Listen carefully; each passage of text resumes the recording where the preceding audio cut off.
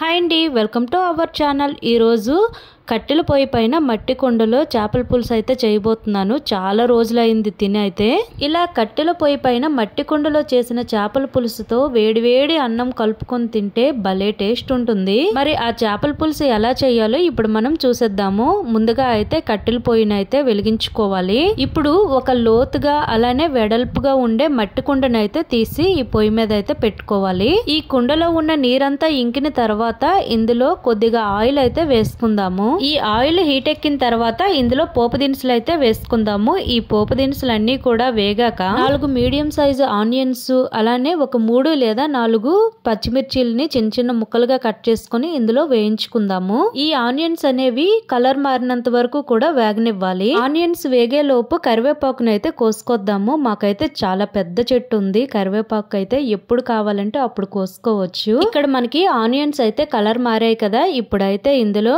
1 table spoon దాకా అల్లం వెల్లుల్లి పేస్ట్ అయితే వేసుకుందాము. అలానే ఒక 3 రెమ్మల కరివేపాకును కూడా వేసుకొని ఇంకొకసారి అయితే కలుపుకుందాము. ఇందులో ఇప్పుడు చిటికెడు పసుపును వేసి కలుపుకోవాలి. ఈ పోపులన్నీ కూడా పచ్చివాసన పోయిన తర్వాత ఒక 3 మీడియం సైజు టమాటాలని ఇలా పేస్ట్ లా చేసుకొని ఇందులో వేసుకుందాము. ఈ టమాటా పేస్ట్ కూడా పచ్చివాసన పోయినంత వరకు కూడా మనం వేగనివ్వాలి. లేదంటే మనకి చేపల పులుసు అనేది అంత మంచిగా రాదు.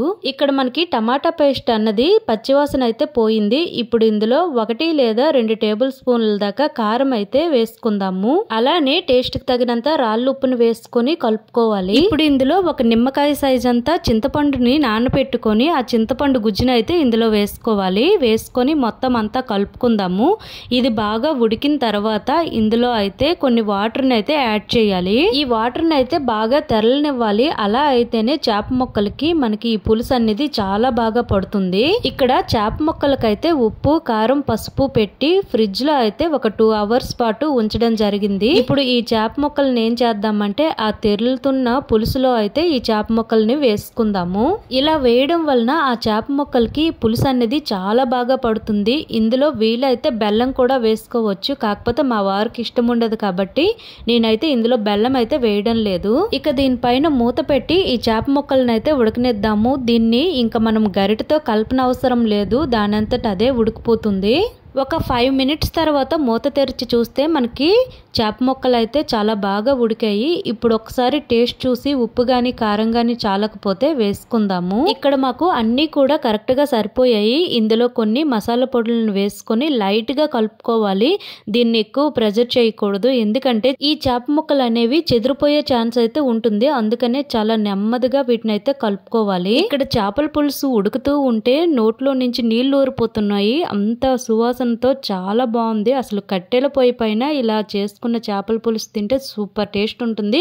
వీలైతే మీరు కూడా ఒకసారి ట్రై చేసి చూడండి.